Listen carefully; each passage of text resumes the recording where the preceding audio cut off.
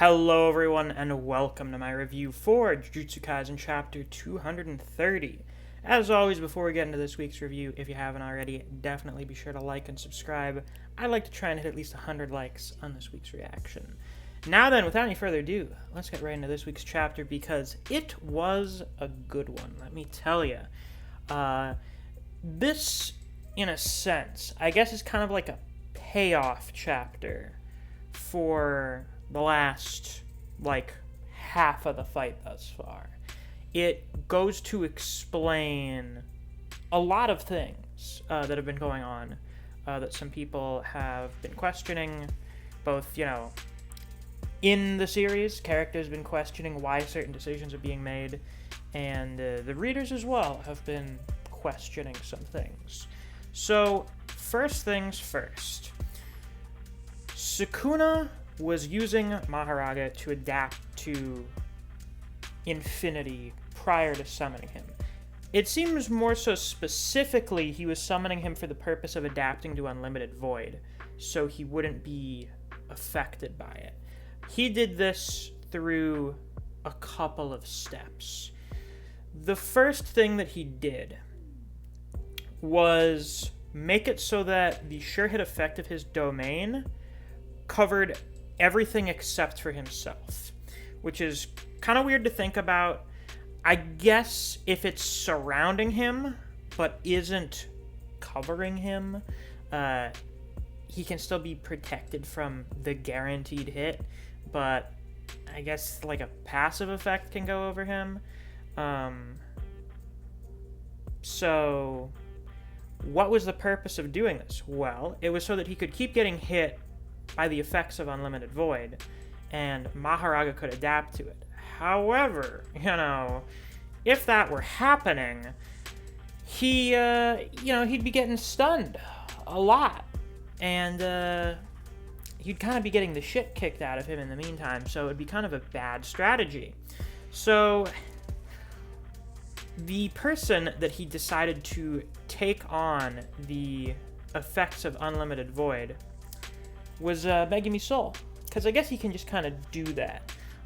So rather than pulling out the wheel for himself, he was pulling it out for Megumi. So Megumi's kind of been getting a mild brain blast every time Gojo's used Unlimited Void in this fight. And that's really fucking bad. That's really bad. I mean, he's looking vegetative in this panel, so things are not looking good for the Ten Shadows boy, let me tell you.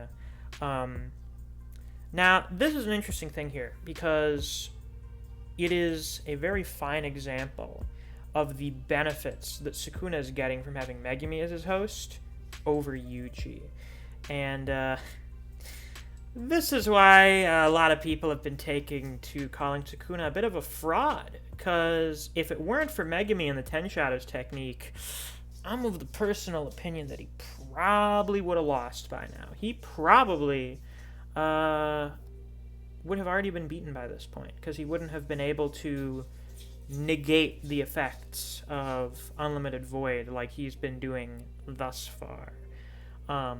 Now, he immediately gets rid of Mahoraga after the fact.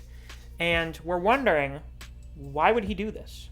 Well, Mahoraga, seemingly, based on the way that his application is talked about in this chapter, has only been used for adapting to the effects of Unlimited Void. He has not been adapting to any of the other Infinity techniques. So if Gojo just goes boom hollow purple, oh, Mahoraga's gone. And that would obviously be very bad for Sukuna. So he's not risking him. Mahoraga's disgusting. He is so gross, but he's not Gojo. So if he tries to fight Gojo, well, it'd probably go maybe even faster than when Mahoraga fought 15 Finger Sukuna and Shibuya. I mean, it's safe to assume that it would, because Gojo's obviously much stronger than that version of Sukuna. And, the version of Sukuna here is much stronger than that version of Sukuna. At least 33% stronger. He's got a whole more quarter's worth of his fingers, and then he has 10 shadows, so, I know he doesn't have all of the 5 remaining fingers, but he compensated for it with eating what remained of his body.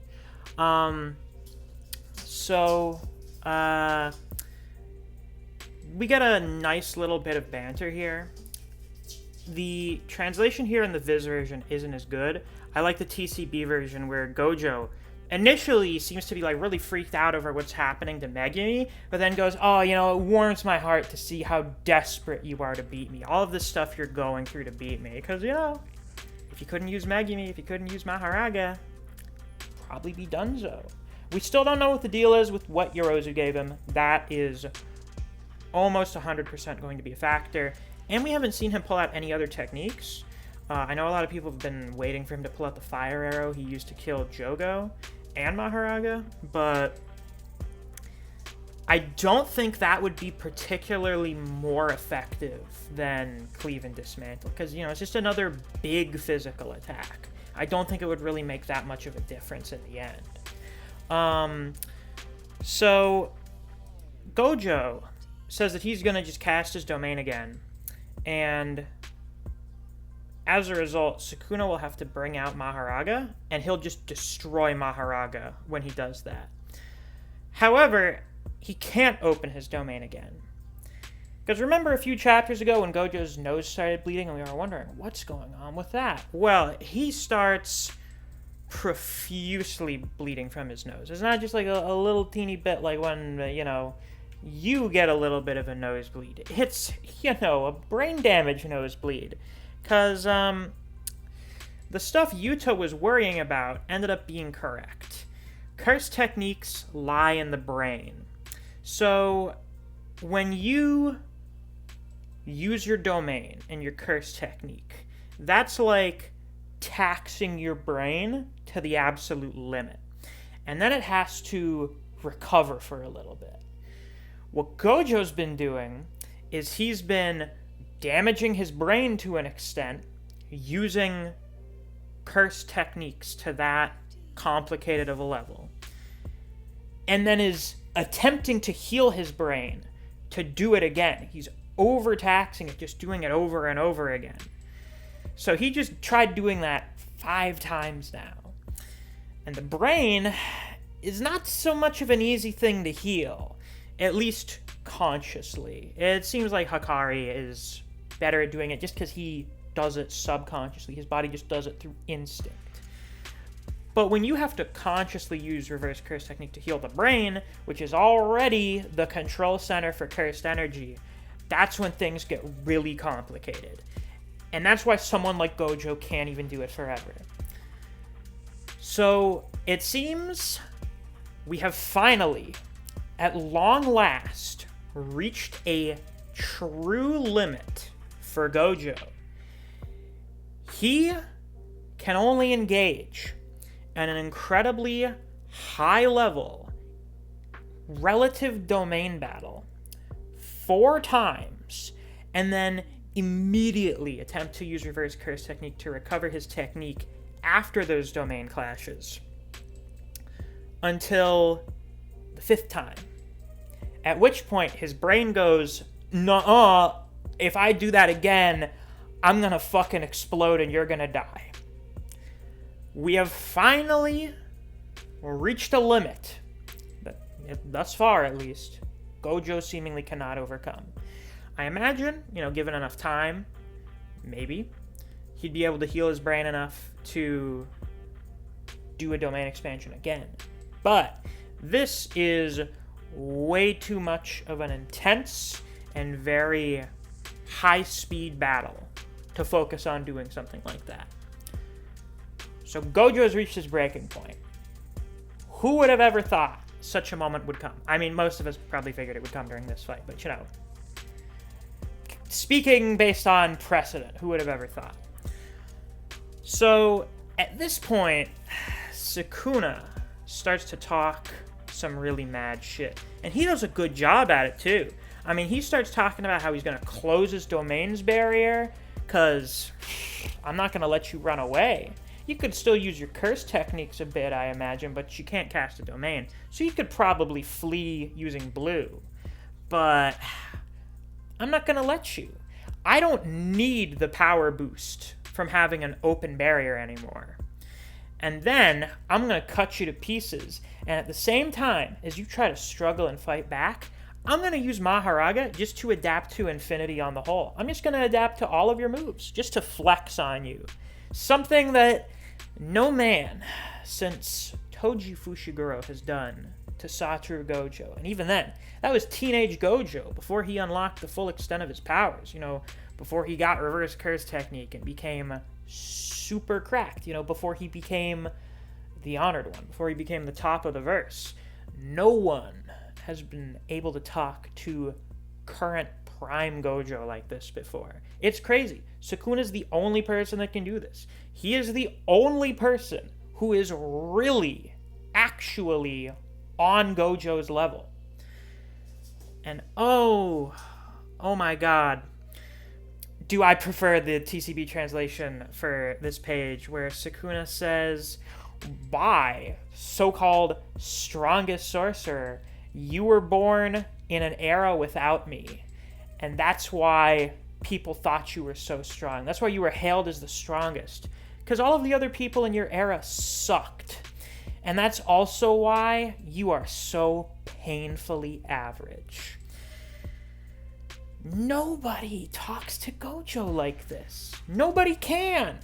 And you know what? Not even Sukuna can. Because as soon as he attempts to cast his domain, Malevolent Shrine explodes. And you know what else explodes?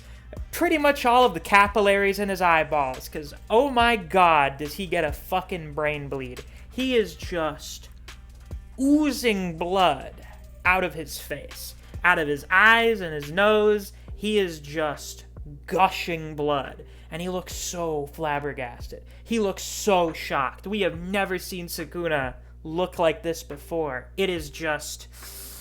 it is so satisfying to see this. Because, we like Sukuna.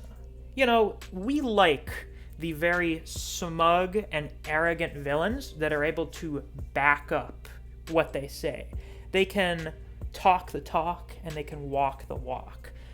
Sukuna can talk about how awesome he is, and then he can just annihilate almost everyone else in the verse. And that's why we like him.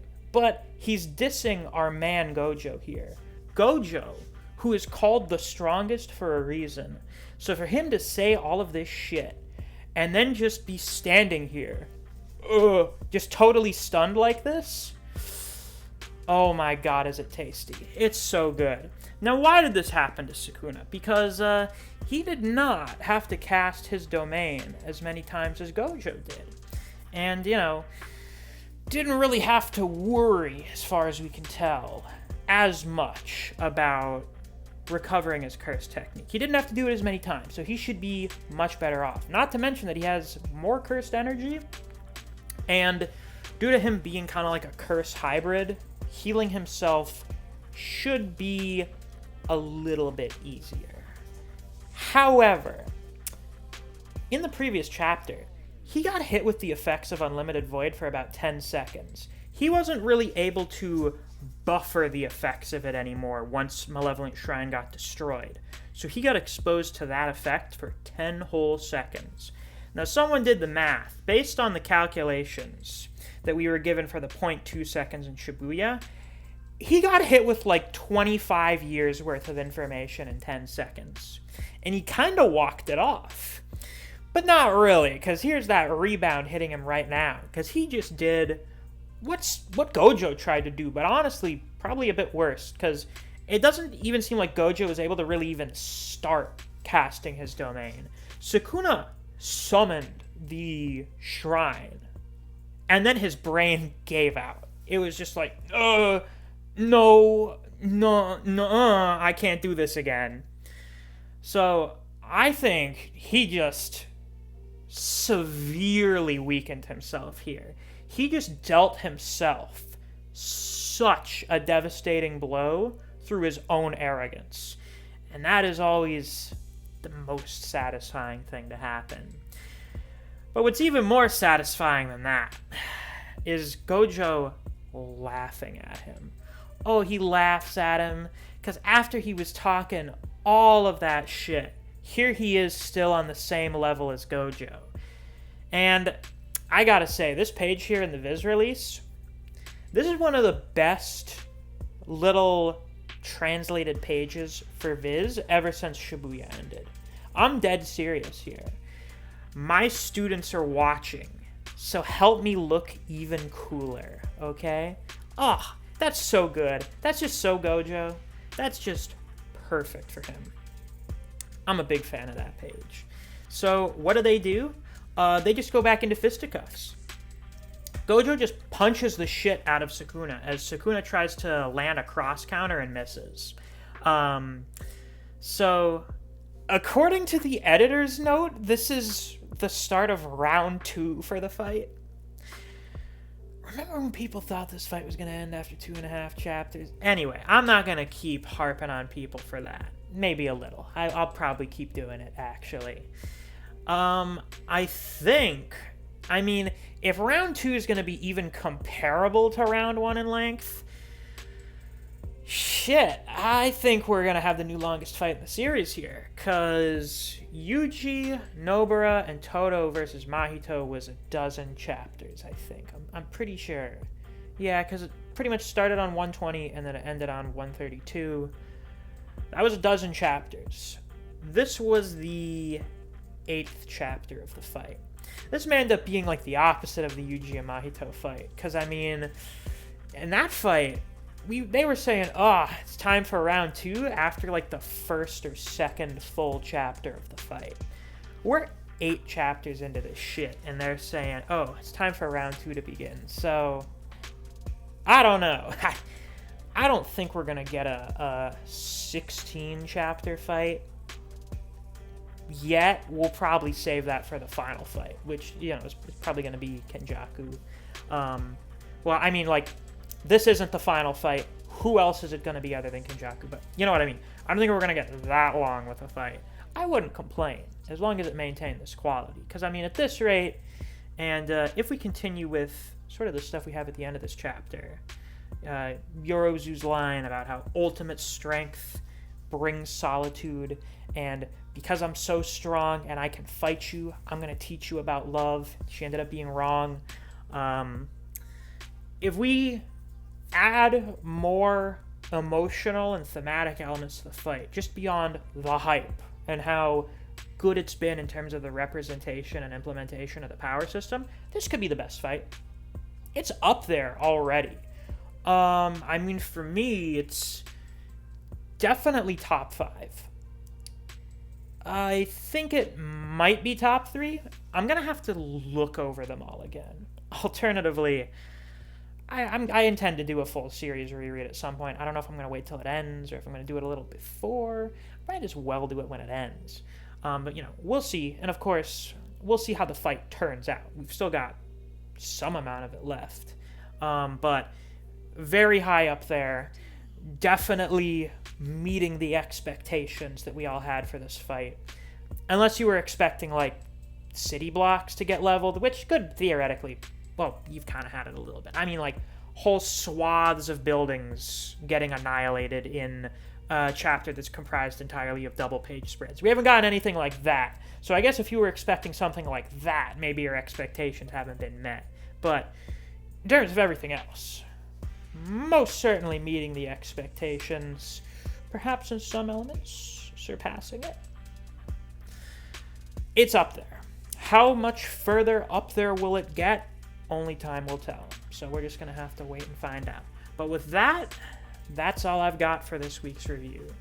If you guys enjoyed, please be sure to like, comment, and subscribe so you don't miss any of my uploads. I do Jujutsu Kaisen chapter reactions and reviews every week that we get a new chapter. If you enjoy discussing Jujutsu Kaisen with other people, or you just enjoy the content I produce in this channel, I highly suggest you check out my Discord server. I have a link to that down in the description. Thanks for watching. I'll see you guys around. Take care.